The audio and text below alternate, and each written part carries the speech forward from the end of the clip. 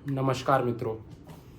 अभी हाल फिलहाल में YouTube पे एक बहुत बड़ा चर्चा का विषय बन गया है मिडिल क्लास और मिडिल क्लास की समस्याएं और कैसे मिडिल क्लास को लोअर क्लास पछाड़ देने वाला है और गिरा देने वाला है और आगे निकल जाने वाला है। यहाँ पे मैं कुछ फैक्ट्स की बात करूँगा जो सिट्रस पैरिबस में उन लोगों ने वो लोग भूल गए बताना। पहला तो मिडिल क्लास और लोअर क्लास का डिफरेंस। तो ये एक इनकम इन्होंने पकड़ ली है कि इतनी इनकम है होने से आदमी मिडिल क्लास होता है, इतनी इनसे कम होने से आदमी लोअर क्लास होता है। तो पहले इसको डिबंक करते हैं।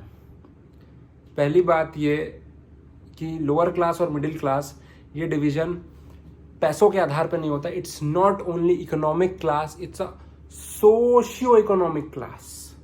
तो एक सोशियोलॉजिकल फैक्टर भी इसमें आता है और उन सोशियोलॉजिकल फैक्टर्स की बात पहले कर लेते हैं ताकि हम क्लियरली मिडिल क्लास और लोअर क्लास को डिफाइन कर सकें और फिर आप दोनों क्लासेस का दुख दर्द समझ पाएंगे और दोनों समझ सकते हैं कि दोनों की ज़िंदगी किधर जा रही है और आप भी अच्छा निर्णय ले सकते हैं। तो पहली बात आती है नशा। लोअर क्लास और मिडिल क्लास जो नशा करते हैं उनमें क्या अंतर है। तो पहली बात आती है गांजा। तो लोअर क्लास जो है वो गांजा पी के काम पे भी जाता है, उसके ज़िंदगी में इतना दर्द है और मैं जज नहीं कर रहा, भला करता है वो करता है। सरकार का काम है इन्फोर्स कराना कि गांजा लिया जाए या ना लिया जाए, और मैं तो बोलता हूँ गांजा लीगल होना चाहिए। लेकिन गांजा लेकर लोअर क्लास काम पे जाती है और ये साफ पता चलता है, जबकि मिडिल क्लास के पास ना ये प्रिविलेज है और ना ये वो करना चाहती है। उसकी ज़िंदगी इतनी तो गई गुजरी नहीं है, इतनी तो बुरी नहीं है, इतना तो दर्दनाक नहीं है कि उसे गांजा पी के काम करना पड़े। उसके बाद आता है दारू। तो जो सोशल ड्रिंकिंग का कॉन्सेप्ट है ये दोनों क्लासेस में कैसे अलग है।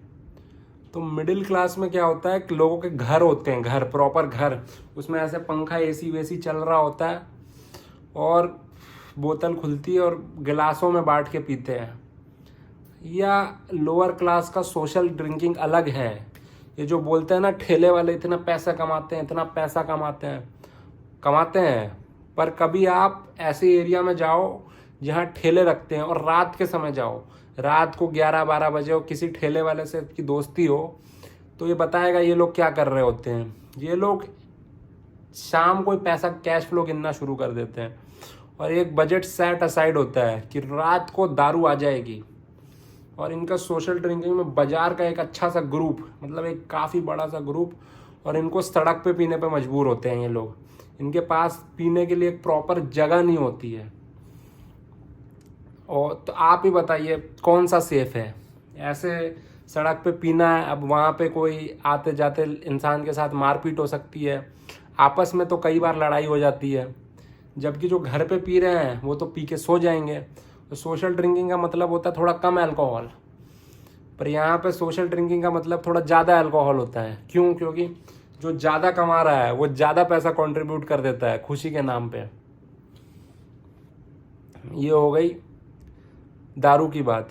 अब दारू के और भी बहुत सारे कॉन्सिक्वेंसेस होते हैं, जैसे कि जिन एरियाज़ में ये रहते हैं वहाँ पे याद रखिएगा कि बहुत सारे केस पुलिस लेती नहीं है, क्योंकि मैं बहुत समय तक ऐसे एरिया में रहा हूँ। तो मारपीट, रात को मारपीट, एक दूसरे को गाली वाली देना, ये सब आम बात है। हाँ, अगर कोई ऐसा मतलब किसी का सिर फूट गया, कोई हॉस्पिटलाइज हो गया मार खाने के, तो पुलिस केस होता है।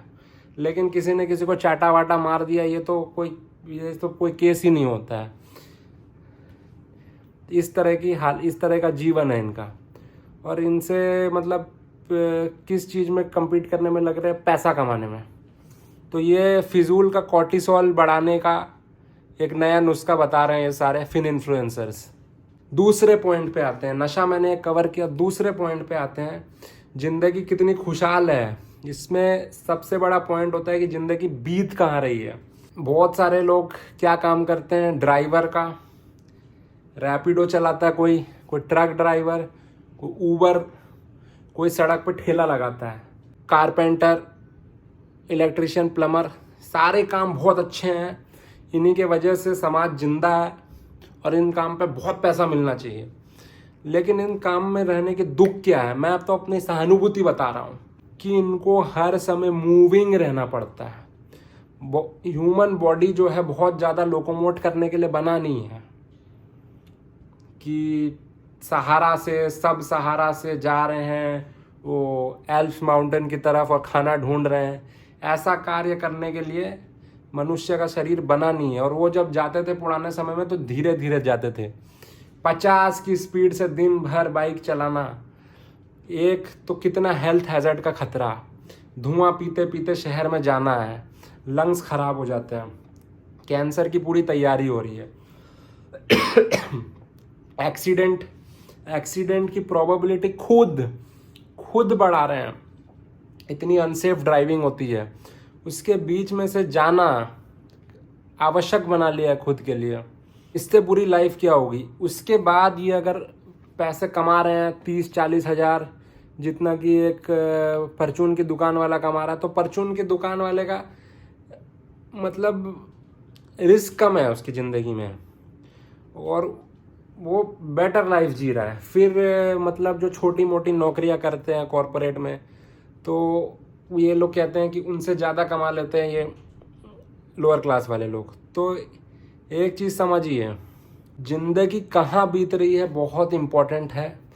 तो अगर एक एसी वाले कमरे में शांत एनवायरनमेंट में समय बीत रहा है तो वो अलग पीस ऑफ माइंड देता है, ना कि रोड पे पी पी पी पी के बीच में जो समय बीत रहा है। दूसरे पॉइंट का एक और एक्सटेंशन मैं बताता हूँ कि किस तरह की एक्सपेंडिचर होते हैं। It is not only about income, it is about the disposable expenses. और सबसे बड़ा मैं डिफरेंस बताता हूँ AC versus bike. Motorcycle, two wheeler, ये आपको अधिकतर लोगों के पास मिल जाएगी, लेकिन एसी आज भी भारत में काफ़ी रेयर है। मतलब काफ़ी रेयर तो नहीं, पर 20-25 करोड़ लोगों के पास ही होगा एसी। और ये एक मिडिल क्लास की परिभाषा है कि उनके पास एसी होता है, वो एसी में समय बिता सकते हैं। ये फिन इन्फ्लुएंसर इस तरह के तर्क देते हैं कि उनके तो 4 लोग कमा रहे हैं और 4 लोग की इनकम कंबाइन कर लोगे तो वो मिडिल क्लास वाले एक से ज़्यादा हो जाती है ज़्यादा, पर बहुत डिफ़िकल्ट सिचुएशंस में रहना पड़ता है। मिडिल क्लास वाले के पास एसी है। एसी बहुत ज़रूरी चीज़ है। अगर आज के तारीख में, आज जो भारत में क्लाइमेट हो गया उस पर आपके पास एसी नहीं है तो आपका जीवन बहुत मुश्किल हो जाता है। ये आप महसूस कर सकते होंगे। तीसरा पॉइंट है एक्सेस टू एडुकेशन।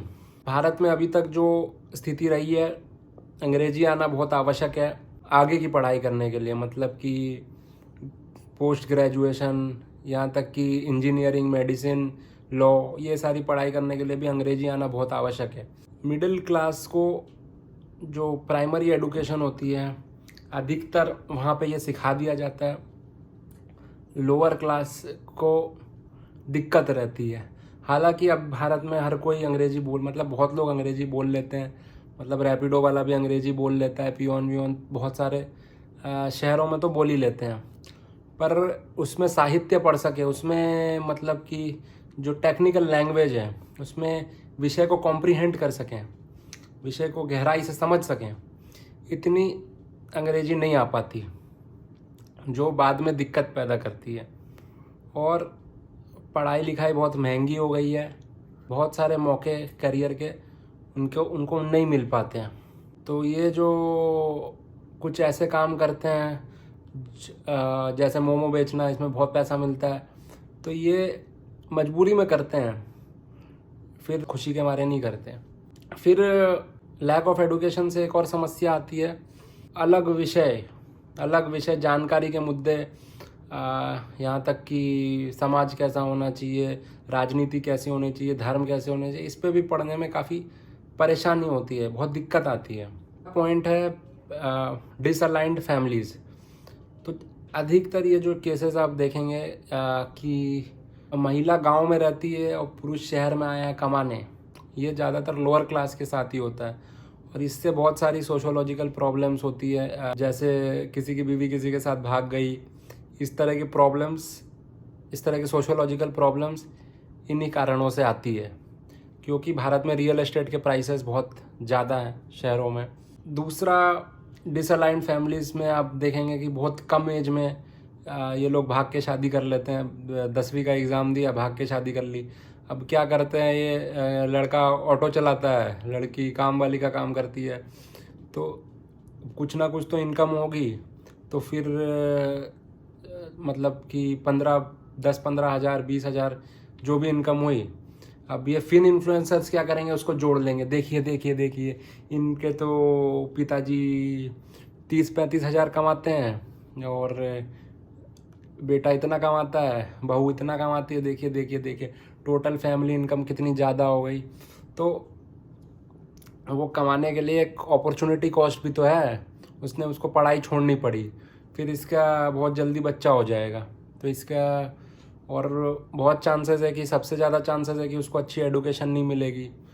तो ये सोशोलॉजिकल फैक्टर्स फिन इन्फ्लुएंसर्स का जो सिट्रस पैरिबस है उसमें ये मिसिंग है। धन्यवाद।